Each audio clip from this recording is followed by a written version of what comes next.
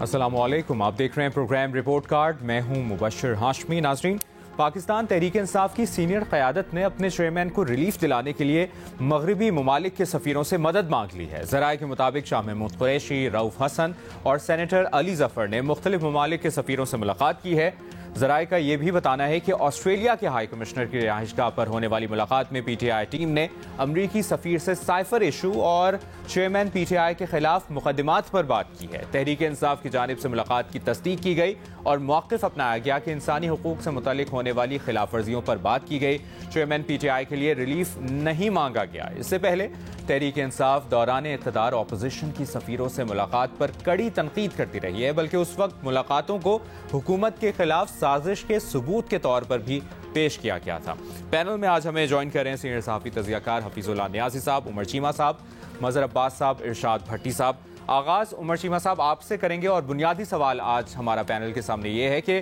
P T I کے ماضی کے موقف کی روشنی میں کیا غیر ملکی سفیروں سے ملاقات کرنا درست ہے؟ دیکھیں، ہمارے ایک صحافی دوست ہیں رضوان رضی صاحب، تو ان کا ایک بڑا مشہور فکر ہے۔ وہ کہتے ہیں کہ پی ٹی آئی جس کام سے دوسروں کو منع کر رہی ہوتی ہے وہ کسی نہ کسی ٹائم پہ وہ خود بھی کر رہے ہوتے ہیں۔ تو یہ اس کو ان کا بڑا بول کہیں یا کیا کہیں، لیکن آئی ڈونٹ نو کہ یہ کس طرح ان لوگوں کو فیس کرتے ہیں کہ جن کے بارے میں یہ بڑی بڑی باتیں بھی کرتے ہیں اور پھر بعد میں ان سے ایک امداد کی بھیک مانگنے بھی جاتے ہیں۔ اور اگر اس کا امریکہ کے حوالے سے دیکھ لیا جائے تو امریکہ کے حوالے سے عمران خان صاحب نے ایک پورا ایک نیریٹو بلڈ کیا کہ ان کے خلاف سازش ہوئی ہے اور امریکہ اس سازش میں انوالو ہے، اور اب پوری پی ٹی آئی اس کام پہ لگی ہوئی ہے جو خاص طور پہ امریکہ میں ہیں، اور عمران خان جو ہیں وہ بھی انٹرویوز پہ انٹرویوز دے رہے ہوتے ہیں، ادھر لابنگ فرمز ہائر کی ہوئی ہیں کہ کسی طرح امریکی حکومت کی توجہ حاصل کریں، جو کہ ابھی تک وہ ایسا سچ کر نہیں پا رہے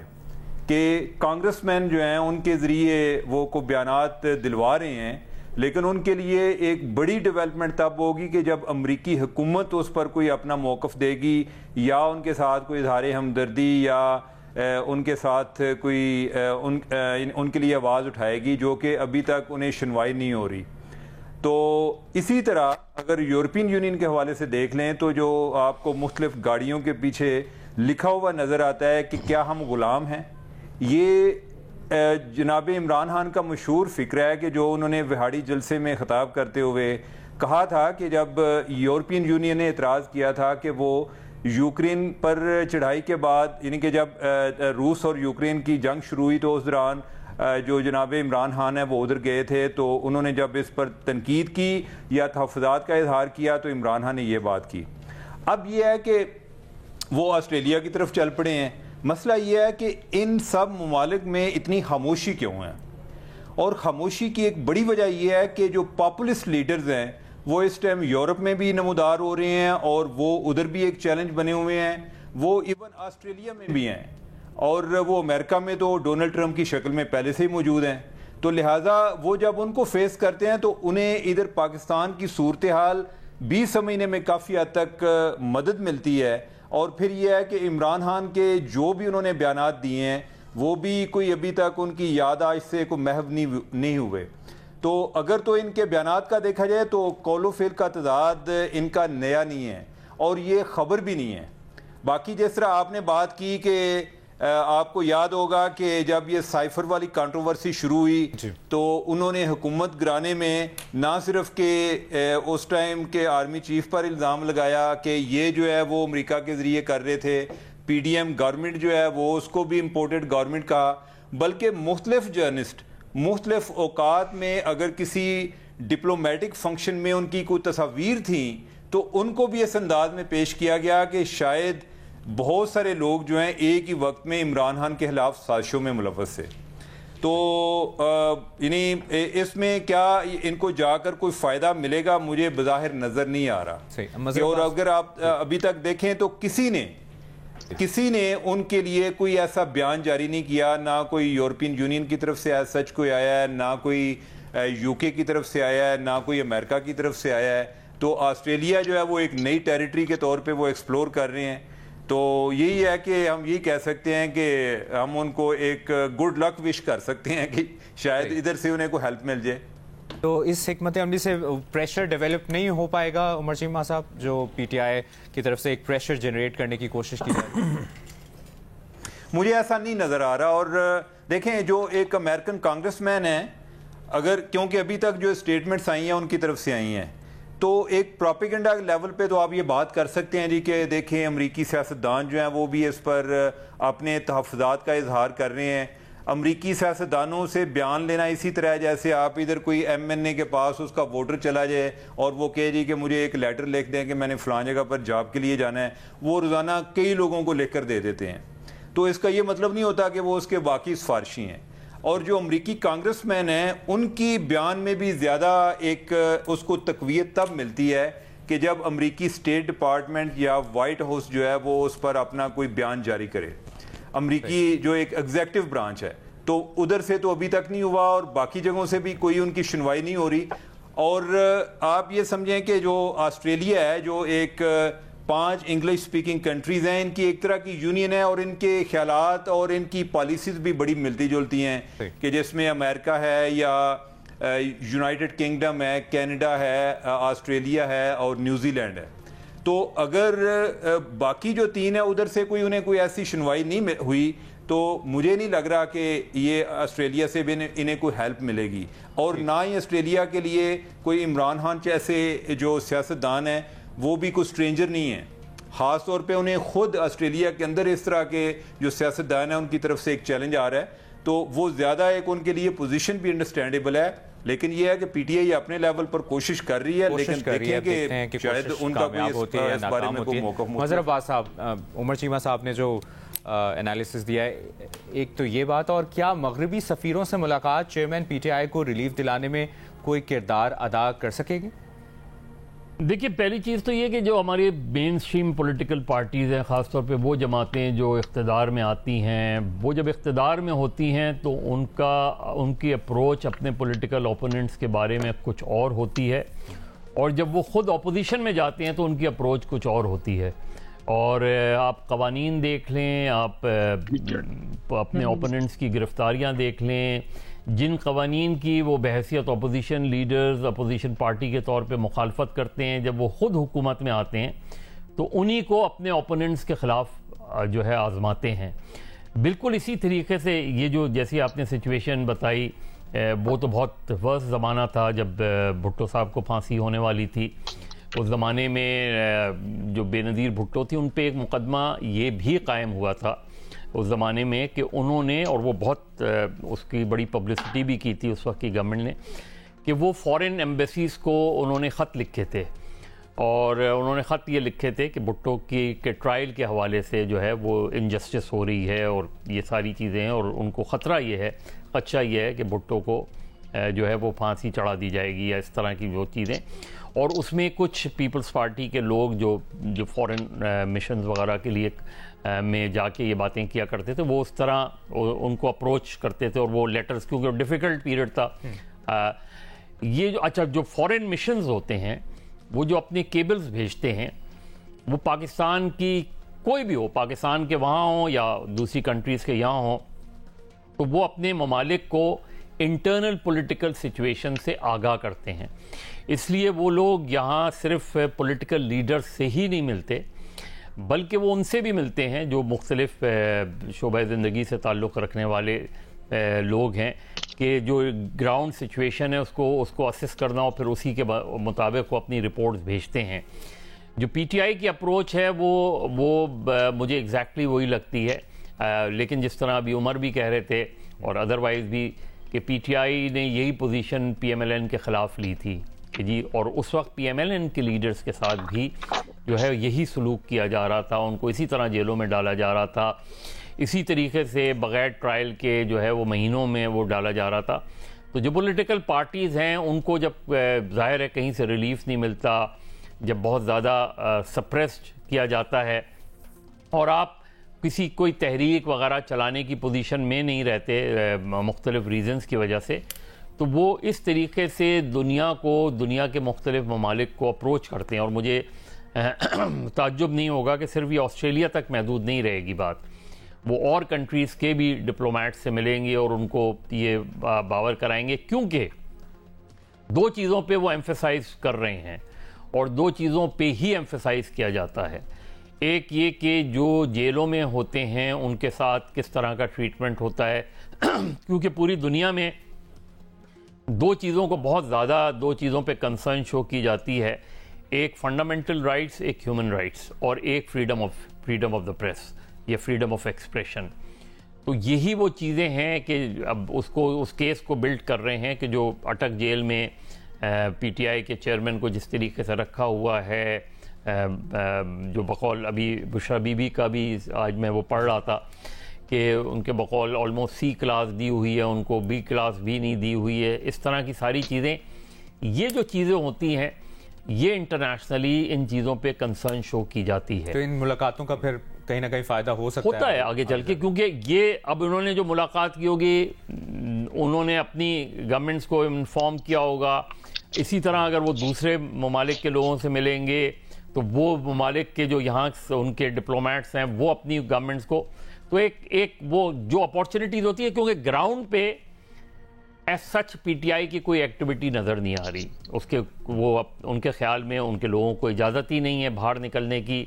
اور دوسری طرف یہ بھی ان پہ کرٹیسزم ہے کہ پی ٹی آئی جو ہے وہ بالکل بکھری ہوئی ہے، گروپنگ میں بڑھ گئی ہے، اس وقت ایک بیانیہ سامنے رکھا ہے مغربی تو وہ اس لیے وہ یہ چیزیں جو ہیں ان کو اپروچ کر کے ان کو امید یہ ہے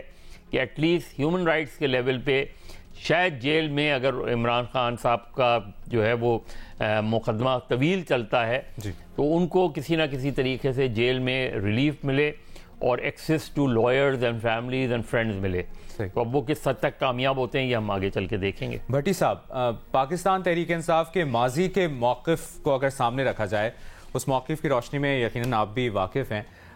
کیا اس وقت غیر ملکی سفیروں سے ملاقات کرنا کسی بھی طرح آپ کو درست لگ رہا ہے؟ دیکھیے جناب اسپیکر، پی ٹی آئی کا ماضی کا موقف تو کب کا ماضی ہو چکا۔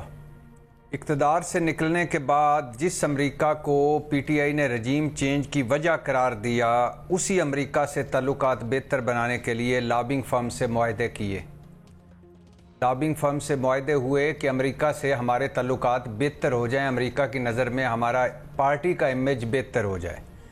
جس امریکہ کو پہلے کہا کہ آپ نے سازش کی، یعنی سازش ایکسپورٹ ہوئی، پھر وقت گزرا تو کہا کہ نہیں، سازش امپورٹ ہوئی تھی، سازش یہاں سے گئی تھی، امریکہ کو تو یہ یقین دلایا گیا تھا کہ ہم ان کے خلاف ہیں۔ اور جس امریکہ کے خلاف جناب اسپیکر ہم غلام تھوڑی ہیں، ایبسولوٹلی ناٹ، اور آزادی کی جنگ لڑی جا رہی تھی، اسی امریکہ سے تعلقات بہتر بنانے کے لیے در پردہ کوششیں بھی جاری تھیں۔ ڈونلڈ لو سے عبداللہ ریاڑ رابطے کر رہے تھے، زلمے خلیل زاد سے ملاقاتیں ہو رہی تھیں، لیڈی رافیل سے ملا جا رہا تھا، امریکی سفارتکاروں کے کھانے ہو رہے تھے، امریکی کانگریس سے زوم میٹنگز ہو رہی تھیں، امریکی انتظامیہ کو خط لکھے جا رہے تھے، تعلقات بہتری کے وعدے کیے جا رہے تھے، لہٰذا ماضی کا موقف تو ماضی ہوا جناب اسپیکر۔ جہاں تک موجودہ مغربی سفارتکاروں سے ملاقات کا معاملہ ہے، یہ پہلی ملاقات نہیں ہے، سنا جا رہا ہے یہ پہلی ملاقات نہیں ہے جناب اسپیکر، اس سے پہلے ملاقاتیں ہو چکی ہیں جو منظر عام پر نہیں آئیں، اور یہ آخری ملاقات بھی نہیں ہے، یہ ملاقاتوں کی ایک سلسلے کی ایک کڑی ہے، ابھی اور ملاقاتیں ہوں گی، اور سنا جا رہا ہے جناب اسپیکر کہ تحریک انصاف امریکہ، برطانیہ، یورپ، اقوام متحدہ، انسانی حقوق کی تنظیموں سے رابطے کرے گی، وائٹ پیپر یا بلیک پیپر جاری کرے گی، دنیا بھر کے اخبارات میں کو اپنے فگرز دے گی اور ان آرٹیکلز چھپوائے گی جو 16 مہینے میں اس کے ساتھ ہوا۔ اور جناب اسپیکر، موجودہ حالات میں جو 15-16 مہینوں میں جو کچھ تحریک انصاف کے ساتھ بیتی وہ دنیا کو بتایا جائے گا۔ یہ اٹک جیل سے عمران خان صاحب کا جو آخری چند حکم ہیں کور کمیٹی کو، ان میں سے ایک یہ بھی ہے کہ آپ دنیا کو بتائیں کہ ہمارے ساتھ کیا ہو رہا ہے اور عین الیکشن کے وقت کیا ہو رہا ہے۔ اور سنا جا رہا ہے جناب اسپیکر کہ اس ملاقات میں بتایا گیا، تمام तमाम चीज़ों पर डिस्कशन हुई। इमरान खान पर 180 के करीब मुकदमों का बताया गया और बताया गया कि इसमें अक्सर या ज़्यादातर मुकदमे जाली और झूठे हैं, मन घड़त हैं, सियासी इंतकाम है ये। और बताया गया कि इन्हें बदतरीन हालात में जेल में रखा जा रहा है। औरतों और बच्चों पर जो तहरीक इंसाफ से जिनका तल्लुक उन पर जुल्म हो रहा है, अदालतों के हुक्म नहीं माने जा रहे, तहरीक इंसाफ को ख़त्म किया जा रहा है, तो ये चादर चार दीवारी का तहफ़्फ़ुज़ पामाल किया जा रहा है। GB कश्मीर में जिस तरह PTI की हुकूमतें ख़त्म की गई हैं, सिंध में जिस तरह अपोजिशन लीडर तब्दील हुआ है, पुलिस गर्दी, कानून और इंसाफ का कत्ल, सहाफ़ती पाबंदियाँ, सियासती पाबंदियाँ, इंसानी हकूक़, सब पर बात हुई इसमें। और ये सब पर आइंदा भी बात होगी और इसका असर पड़ेगा किसी ना किसी सूरत में, क्योंकि हम वो मुल्क नहीं है जनाब स्पीकर जिस मुल्क की मईशत अपने कदमों पर खड़ी हो। हम वो मुल्क नहीं है जनाब स्पीकर जिसकी खारजा या दाखिला पॉलिसी खुद मुख्तारी पर मबनी हो। हम वो मुल्क नहीं है जनाब स्पीकर जो दुनिया से कट कर जी सकते हों या अपनी आगे मुल्क को चला सकते हों। बहुत सारे मामलों पर ज़ाहिर PTI का मौक़िफ़ जो हालात हैं वो नहीं माना जाएगा, लेकिन बहुत सारे मामलों पर उनकी बात सुनी भी जाएगी और स्पेशली इंसानी हकूक़ और जो कुछ हो रहा है, लग रहा है कि कुछ आगे चलकर फ़ायदा होने वाला है कहीं ना कहीं इन मुलाकातों से। हफीज़ुल्लाह नियाज़ी साहब, आपका क्या ओपिनियन है पाकिस्तान तहरीक इंसाफ के माजी के मौक़िफ़ को अगर सामने रखा जाए और उस मौक़िफ़ की रोशनी में इस वक्त जो मुख्तलिफ मगरबी ममालिक के सफ़ीरों से मुलाकातें की जा रही हैं, ये दुरुस्त है सब?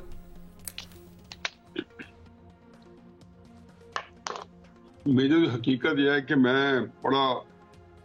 क्लूलेस हूँ, इस लिहाज से नहीं कि इसका जो मैं किस तरीके से इस मौजू को हैंडल करूँ, इस लिहाज से कि मेरे सामने एक पूरा मंजरनामा है और मैं कहाँ से शुरू करूँ कि कम से कम इतना मैं जरूर कहूँगा कि 5 जुलाई 1977 को जब भुट्टो साहब को वज़ीर माशल्ला इक़्तिदार से अलहदा कर दिया गया, तो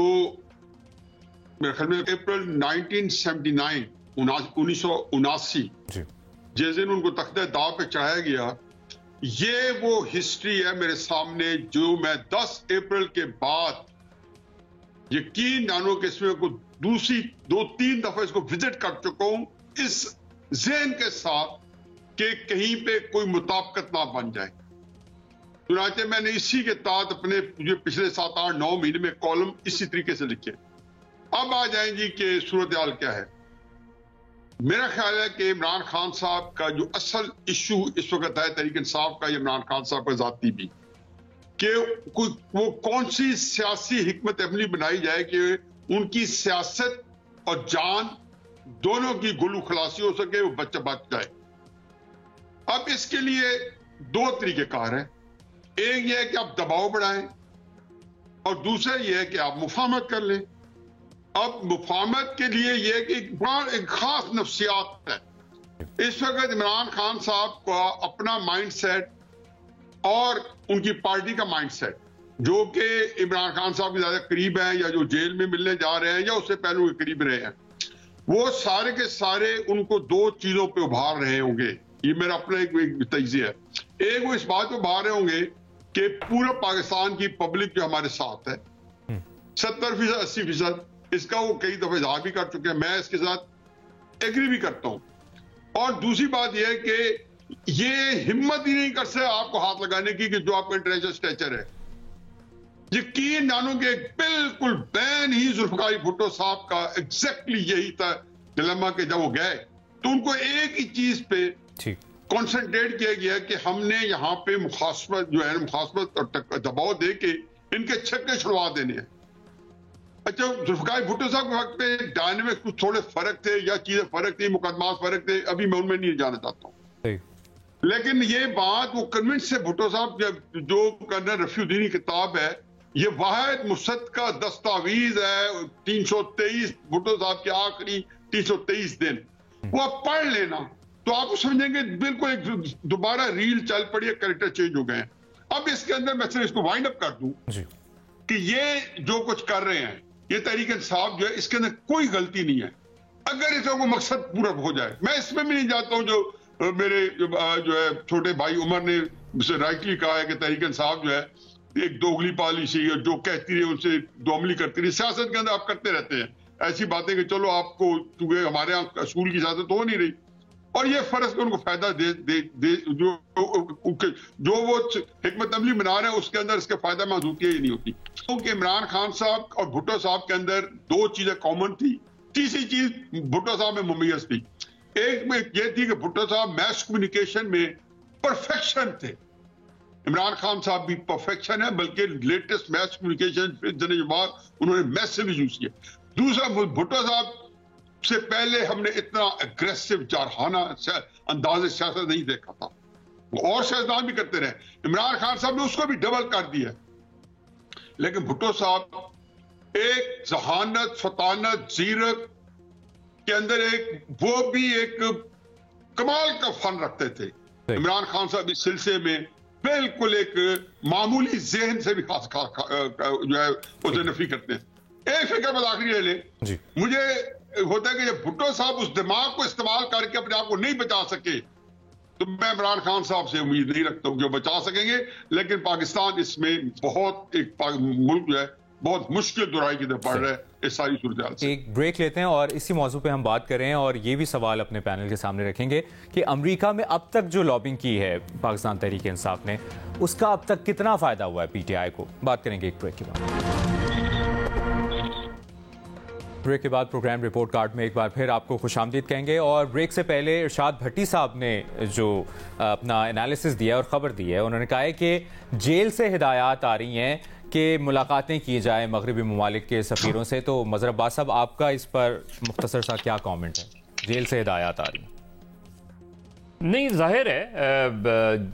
اور وہ دو ہی لوگوں کو ہدایت اس وقت دے سکتے ہیں. ایک خود بشرا بی بی کے تھرو ہو سکتا ہے اور دوسرا ان کے جو وکیل ہیں. اچھا, یہ بھی میرے لیے کوئی سرپرائزنگ نہیں ہے, ایسا ہوتا ہے. جو ابھی نیازی صاحب نے ماضی کی بات کی, جو بھٹو صاحب نے ایف آئی ایم اسیسینیٹڈ لکھی تھی, انہوں نے کوئی کہیں ہاسپٹل وغیرہ میں تو کبھی بھی ان کو شفٹ نہیں کیا گیا. وہ ان کو گمز کا پرابلم تھا, تو ان کے جو ڈینٹسٹ تھے ڈاکٹر ظفر نیازی, وہ ہاسپٹل جایا کرتے تھے, وہ جیل جایا کرتے تھے, اور وہ صفائی وغیرہ کے لیے ان کا جو ٹفن تھا ان کے اندر, اس ٹفن کے اندر وہ پیپرز رکھا کرتے تھے.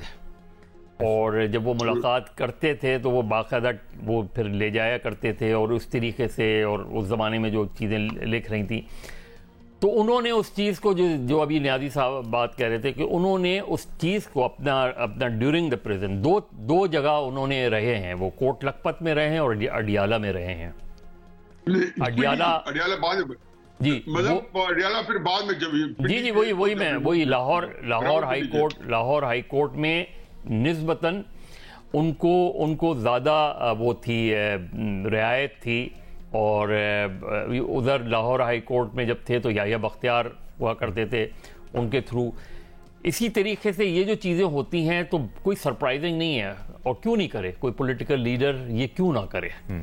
اگر آپ مجھے بتائیں کہ کیا اگر عمر چیمہ جا کے کوئی اپنی سٹوری کرنا چاہے, کہ جو سٹوریز آ رہی ہیں, باہر آ رہی ہیں, کہ ان کے سیل کے حوالے سے جو آ رہی ہیں,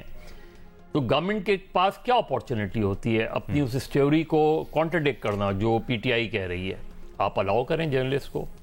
ٹو وزٹ عمران خان, بتا دیں کہ وہ غلط ہے, وہ چیزیں صاف ہوگا. یہی اس زمانے میں بھی یہی بات کی, جو اس زمانے تو خیر سینسرشپ تھی, بہت شدید سینسرشپ تھی. تو آپ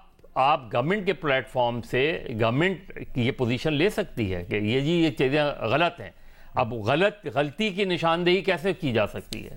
کہ الاؤ میڈیا, وہ ایکسس میڈیا کو دیں, آپ کو پتہ چل جائے گا وہ کہاں رہ رہے ہیں, کس سیل میں رہ رہے ہیں, ایگزیکٹلی کس کلاس میں رہ رہے ہیں.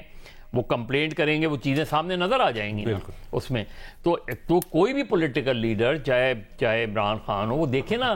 میرے لیے ذاتی طور پہ, اور میرا خیال ہے کہ ہاں ہمارے یہاں جتنے بھی لوگ ہیں,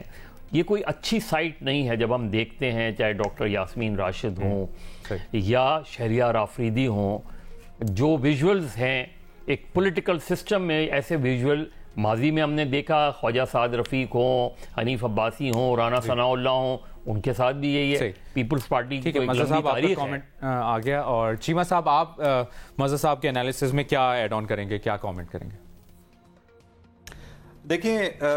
کافی دیر پہلے کی بات ہے جب عمران خان صاحب کا جو ایک سیاسی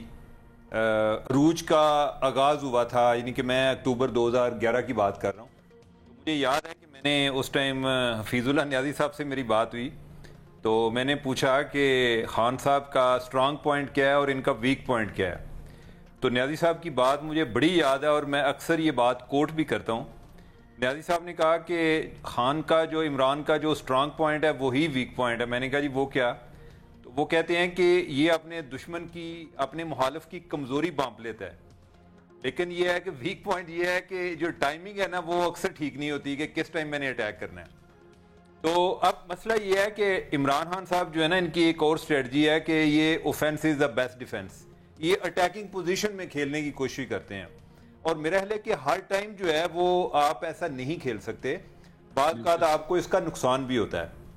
اب یہ ہے کہ آپ اگر ان لوگوں کے ساتھ کہ جو جن کے بارے میں آپ اتنے بڑے بڑے بول بولتے آئے ہیں، اگر آپ ان کے ساتھ یعنی کہ ان کے پاس اپنے لوگوں کو بھیج رہے ہیں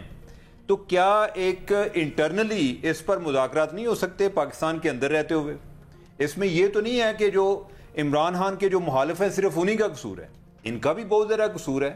تو کوئی ایک کامن گراؤنڈ تو تلاش کرنی چاہیے. یعنی کہ اس ملک میں جو ایک ہجان کی کیفیت ہے، اس میں نکالنے کے لیے عمران خان کا بڑا اہم کردار ہو سکتا ہے.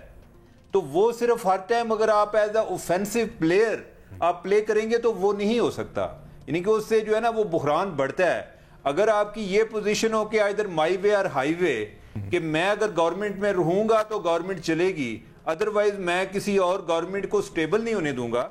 تو اس طرح سے وہ پرابلم کا حصہ بن جاتے ہیں، وہ سولوشن کا حصہ نہیں بنتے. تو میرا خیال ہے کہ یہ جس طرح پہلے بھی بات ہوئی تھی کہ جو نیازی صاحب نے بھی بات کی کہ اگر آپ اس طرح کا باہر والے جو مختلف آپشنز کو ایگزاسٹ کر لیں اور ادھر سے بھی آپ کو کیا مدد کیا مل سکتی ہے. اگر آپ امریکہ کی طرف جاتے ہیں، امریکہ پہ ہمارا انحصار جو ہے پہلے کی نسبت کم ہوتا جا رہا ہے. تو دوسرا یہ ہے کہ پھر آپ چائنا کی طرف جائیں یا سعودی عرب کی طرف جائیں، ادھر جو ہے خان صاحب کے تعلقات ویسے ہی ٹھیک نہیں ہیں، امریکہ کے ساتھ بھی ٹھیک نہیں تھے ویسے بائی دا وے. تو اس لحاظ سے میں بات کر رہا تھا کہ کوئی اس طرح کی یہ جو اسٹریٹجی ہے، یہ رائٹ ہے، اور جس طرح آپ بات کر رہے ہیں کہ کیا وہ اس سے انہیں فائدہ ہو سکتا ہے یا نہیں، وہ مجھے نہیں لگتا. جس کامن گراؤنڈ کی آپ بات کر رہے ہیں، یہ کون تلاش کرے گا کامن گراؤنڈ، اور وہ کیا کامن گراؤنڈ ہوگا؟ اس پر نیازی صاحب اور بھٹی صاحب کی رائے لیتے ہیں اس بریک کے بعد. بریک کے بعد پروگرام رپورٹ کارڈ میں ایک بار پھر آپ کو خوش آمدید کہیں گے. بھٹی صاحب، عمر چیمہ صاحب بریک سے پہلے جو بات کر رہے تھے کامن گراؤنڈ کی، کون تلاش کرے گا یہ کامن گراؤنڈ اور کیا ہے وہ کامن گراؤنڈ؟ بات تو ٹھیک ہے کہ یعنی نصابی کتابی طور پر تو بات بڑی اچھی لگتی ہے، ایک بڑا اچھا آئیڈیالزم ہے کہ اب کامن گراؤنڈ تلاش کی جائے اور کوئی درمیان کا رستہ نکالا جائے. یہ جو ملک بدترین بحرانوں میں گھرا ہے، اس کے درمیان ظاہر ہے کچھ ایسی چیزیں ہیں کہ سارے سٹیک ہولڈرز اکٹھے ہوں کسی نہ کسی سطح پر اور اس ملک کے لیے کچھ بڑے فیصلے کریں. لیکن اب مجھے لگتا ہے کہ موجودہ حالات میں اور مستقبل قریب میں کچھ بھی کسی کا بھی نہ کچھ کامن رہ گیا ہے، نہ کوئی ایسی گراؤنڈ رہ گئی ہے جہاں یہ اکٹھے ہو سکتے ہیں. اب صورتحال بہت آگے نکل چکی ہے، نفرت، تقسیم اور پوزیشنز جو ہیں وہ بہت لی جا چکی ہیں، اور اس وقت چیزیں ایک طرف سمجھا جا رہا ہے کہ ہم منطقی ایک دھڑے کو یا ایک جماعت کو منطقی انجام تک پہنچا رہے ہیں،